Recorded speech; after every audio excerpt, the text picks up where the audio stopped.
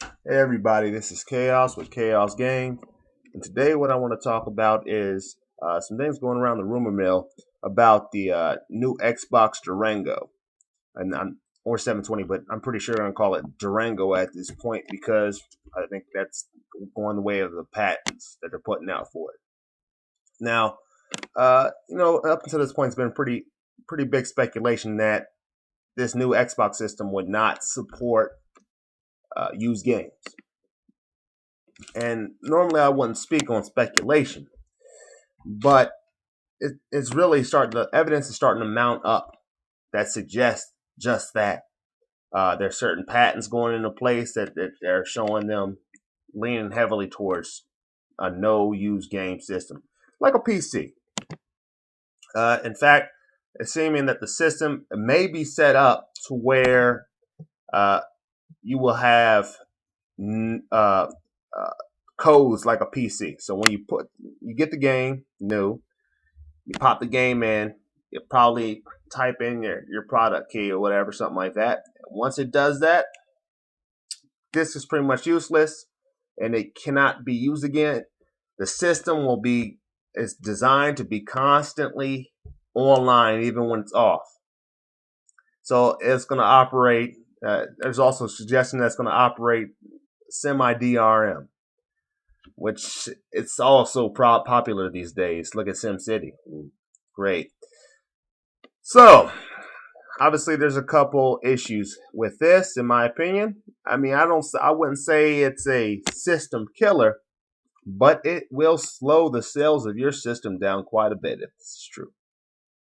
Now, uh, I understand the motivation for wanting to excise the used game market. After all, they don't see any profit off of it.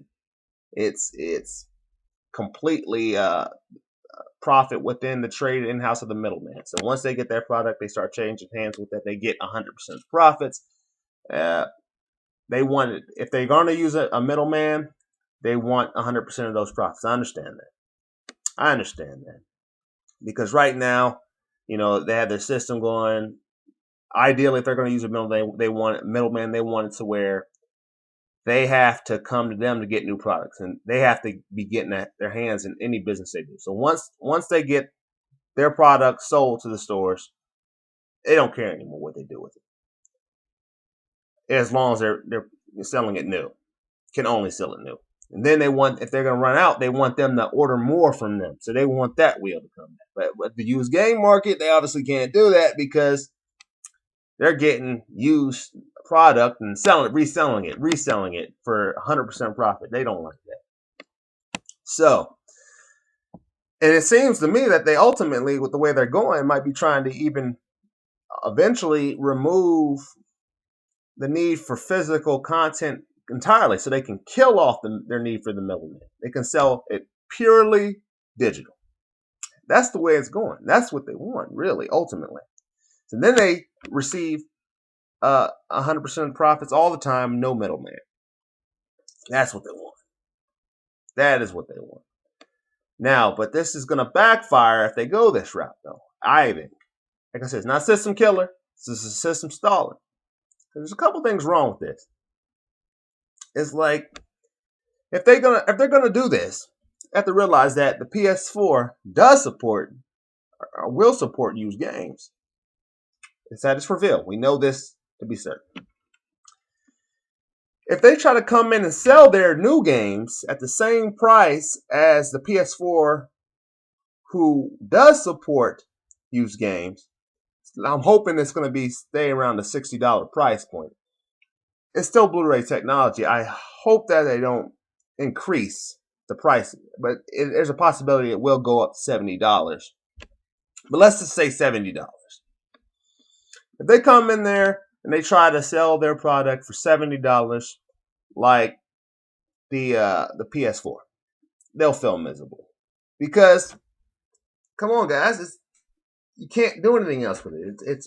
It's not a used game system.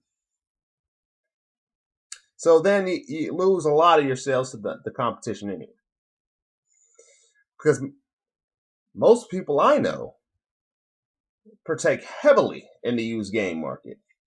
Some people wouldn't be playing certain games most of the time if they couldn't trade in. They couldn't trade in for a new game. Most people, they take their old game, they play it, they trade in, get a new game. It helps them towards a new game, and the cycle continues. They're still spending money on it, but it helps them. It become more affordable for certain people who like the game. They just might not have the most resources to do it, and it helps them to feed into the new games. Like I said, you have to understand that sounds like it would be something that the creators of the games, the publishers, cared about. They don't.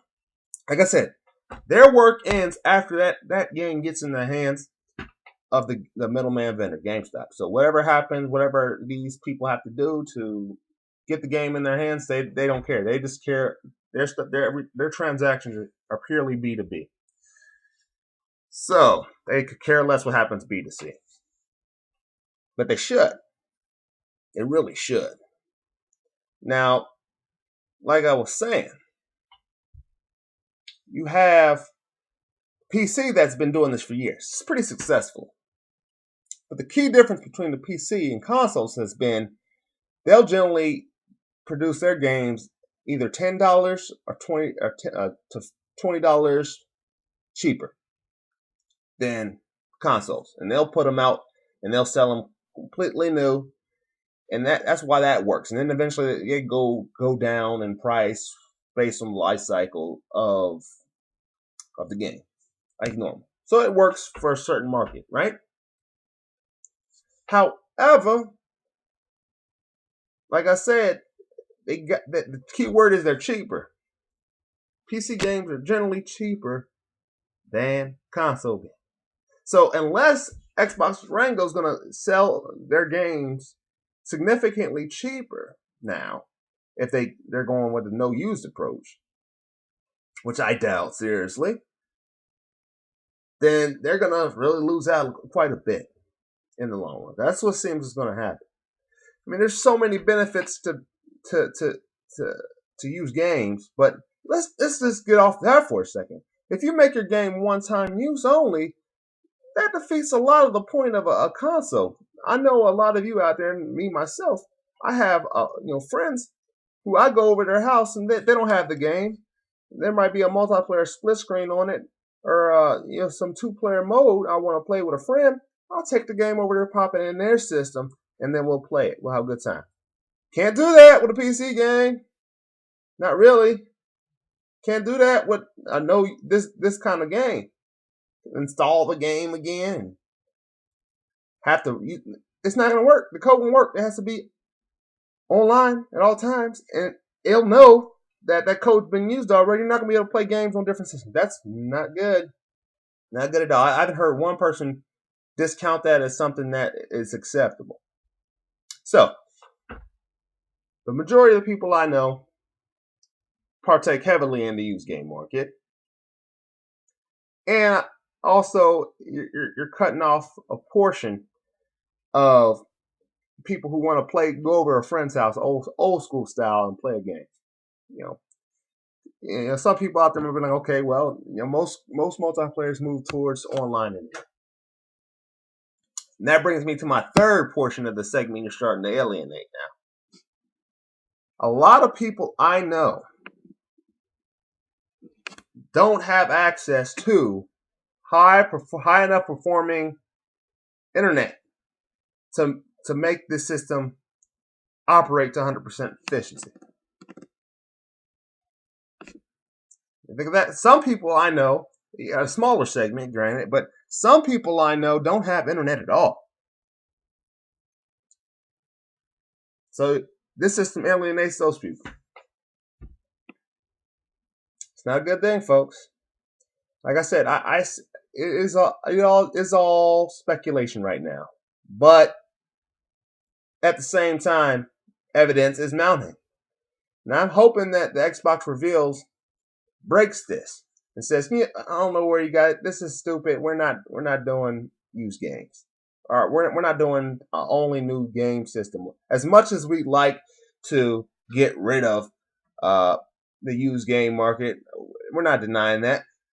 we realize that it is an important factor when getting a console. So we're gonna, implement different ways to try to make a profit off of used games, like they've been doing with the online passes and all that crap that I love so much. But I understand why they do that, and if they stop there, that'll be fine. But it seems to me that this is one big money grab, and they're really trying to get a bigger piece of the pie at all times. At all times. So that's business, but we've seen companies overreach and get their hand bit off. So I'm hoping that Xbox doesn't think they can get away. Microsoft doesn't think they can get away with something like this, because even though I was going with the PS4 anyway, I know there are some people who are Xbox loyal, and they were gonna go with this system. But if you do this, they'll jump your ship. They'll jump that ship. At least I think so. I'm not sure. I'm really interested to see what other people think about that, because I know if a system didn't have a no use game policy, for me that would be a big deal. Because I mean, granted, I generally get games new because I pre-order a lot.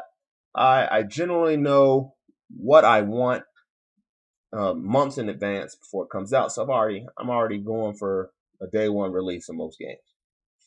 But there's been several times where certain games I left alone. They came under the radar, and I never would have played them unless I got them at an extremely cheap price via a used game, and it turned me on to the series. Like Borderlands, for example. I didn't get Borderlands until a year or two later after it came out. By that time, the game was really cheap. I bought it used, I believe, and I loved it. Right? So I then in turn went day one and got Borderlands 2, and I've gotten every DLC since. Why? Because I had the opportunity to experience the game used. So it led to sales later. Without the used game markets, I never would have played Borderlands 1 or 2. So I'm just curious to see what you guys think about this. And it is indeed still speculation until the fat lady sings, until they say otherwise, but it's looking increasingly grim. Now, this has been Kaous. This has been Kaous Games. Until next time, gamers game on.